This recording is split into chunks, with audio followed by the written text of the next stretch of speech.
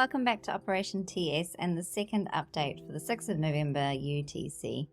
Earlier we were looking at the RIWA who had travelled through our area of interest and into our area of concern. It looks as though this vessel is going to transit right on through the area of concern as it's travelling at a very consistent speed. However, it's still a good opportunity to have a look at this vessel's on-water and off-water networks.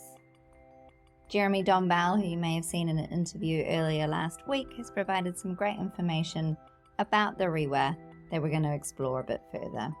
We're going to switch a bit between the vessel information and also the vessel behaviours. First up, the RIWA is a fairly old vessel. It's 31 years old when most of its peers are 19 years old. And of course, when looking at a vessel, the age of the vessel does mean it can pose a greater risk. Another potential risk to consider is looking at vessels and their past port visits. So for example, we can look for all vessels that have entered our area of concern from any Russian port. When we're doing that, we can have a look, and there's actually 2 vessels currently in our area of concern that meet that criteria. We've got a cargo vessel here, as well as the RIWA. Related to this port visit, the RIWA is also flagged with our risk indicator here of having a lower combined CPI score for port visits. And that's because this vessel, if I just open the vessel report, you can see has only visited Russian ports, including the count of those port visits 17 times. And now that we've explored a little bit about the vessel's behaviour and the vessel's information, we can have a look at some of these networks for the vessel. For example, taking a look here, we can see that the vessel has had frequent and recent encounters with several tankers, and then also primarily a lot with Russian flagged fishing vessels. And if you've watched any of our earlier videos, you'll have seen that the RIWA is currently IUU listed for unauthorised bunkering activity. So digging in a bit more to one of these vessels that the RIWA is closely associated with through its encounter behaviour, you can see we've got the Oris here, which, although it's registered to Salamir Limited, it is managed by Fortune Tankers. And when we were looking before at the RIWA, I noticed that Fortune Tankers is also a part of its company roles. So we're just going to have a bit of a closer look at this company by looking at the company report. And if we scroll down, we can see that there's actually 3 vessels associated with this particular company. Here we've got the Oris and the RIWA. So there is a strong association between them on the water and off the water. So looking at the company relationships, we can see that there's associations between Fortune Tanker JSC and several subsidiaries with various registrations. We can bring all 3 of these vessels up on the map.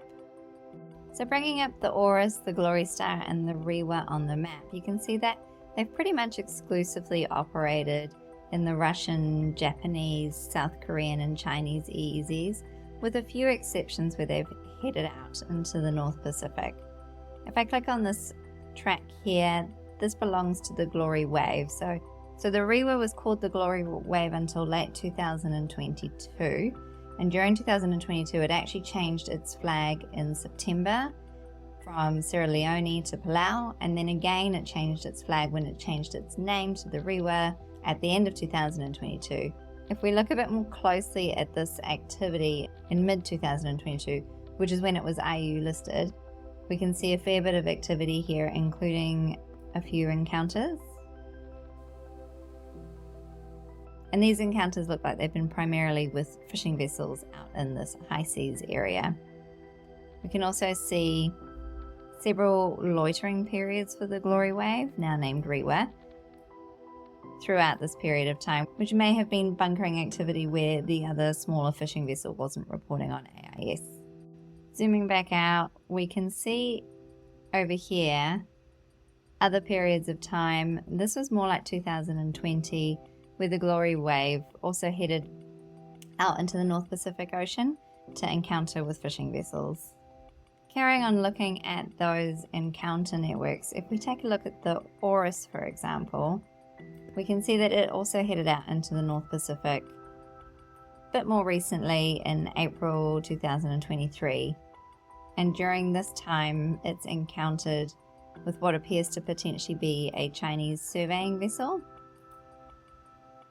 However, the Oris also during this time displayed several periods of loitering activity, which may also indicate those one-sided encounters with smaller fishing vessels or other vessels in that area.